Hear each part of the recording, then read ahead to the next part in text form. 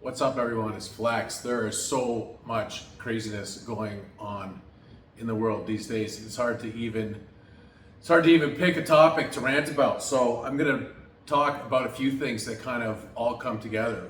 One is my favorite rant is about the mainstream media, and the mainstream media in Canada today is just off the hook.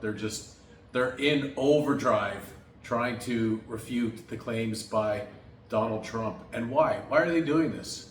Like they're one step above all the craziness of liberal women making TikTok videos of themselves eating Tylenol for no particular reason, just to spite Trump. And so now we have mainstream media in Canada just spamming social media with post after post about how Health Canada says that Tylenol is perfectly okay for pregnant women and blah, blah, blah, yada, yada. And they have to throw Trump's name in every single time. They'll go out of their way to call out Trump, and they just give a free pass to our own government, the liberals, Mark Carney, who's traipsing all around, making an ass of himself at the UN, trying to get a video with every single leader of every other country, purporting to make trade deals with them and expand our trade with them when nothing's going to come of it. It's not going to replace the trade with the US. But of course, Canadian media won't focus on the shortcomings of our own government and hold them to account. They hold the opposition in Canada to account, and they hold the President of the United States to account. And, you know, I'm not a doctor, I'm an accountant, but there are lots of studies. There have been lots of studies done that have called into question whether or not acetaminophen does or does not contribute to autism. And this is not new. This is not news. I mean, it's kind of funny that JFK Jr. and Trump are announcing it like it's news. It's not news. And, you know, I have 3 biological children, and I remember my ex-wives, yes, I had 2, they didn't drink alcohol, they didn't smoke. They didn't smoke the stuff that's become legal, and they didn't smoke tobacco, and they didn't drink even caffeine. I know that was a big thing. You shouldn't even have caffeine, let alone take any medication. And, you know, Health Canada is making all these claims, and I don't know why. I don't know why it's so important to them. I guess just because, you know, they want to say the complete opposite of Donald Trump, just like those women with their TikTok videos. And they're not always right either. I mean, look at back in 2021, they were giving health advice that was not correct. They were saying, you know, the first jibby jab that's available to you, the best jibby jab that you could take is the first one available to you. And then they ended up discontinuing one of the first ones that was available.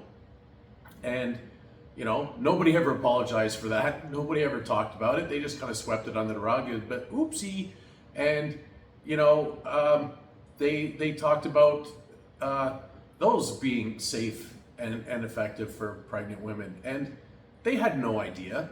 They still don't.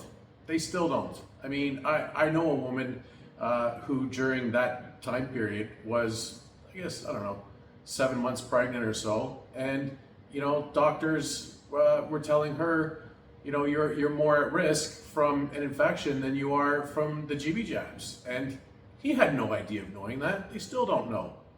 So anyways, it's just crazy to me, everything that I see going on. These women making these TikTok videos, and mainstream media in Canada tripping over themselves to own Donald Trump, and just ignoring the fiasco that is the Carney circus.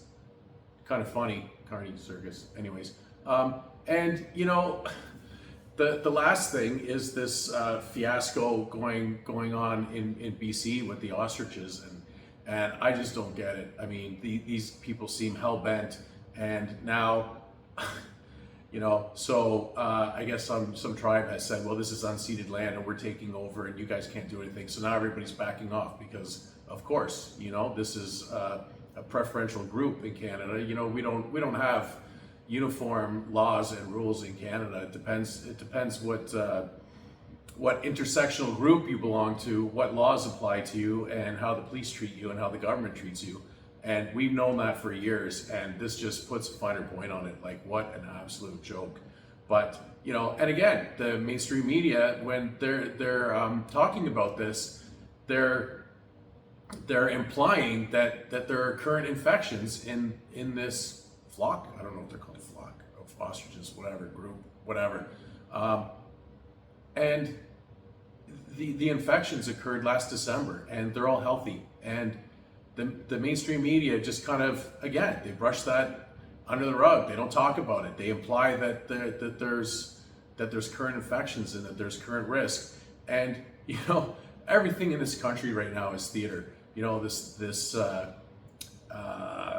presser that Carney did with the fake buildings, and that were all torn down the next day. Like, what an absolute joke. This just flies in the face of us taxpayers, that they're wasting money to make a fake facade for him to do a photo op. It's just it's just ridiculous. But to get back to the ostriches, so there's been media and RCMP and everything around this farm for days now, and nobody's been wearing any PPE. But all of a sudden, mainstream media gets there, and suddenly everybody's wearing PPE, like they're worried about getting some infection or something. And it's just, again, it's theater. It's absolute nonsense. And this is what we're subjected to in Canada. And honestly, for people that only watch television and they're not watching social media, they're not on X, and they're not watching independent media, you know, they wouldn't even know any of this. They wouldn't know it, because nobody in mainstream media has talked about that fake house that Carney took all the pictures in. Nobody in mainstream media has called him out for walking up the stairs in a fake house that was torn down the next day. And that is a huge problem in this country. And I'm gonna keep calling it out. Maybe not every day, but I will call it out time and time and time again, until such time as things change. And hopefully at some point we get a conservative government and they defund everybody. That's it for me. Peace.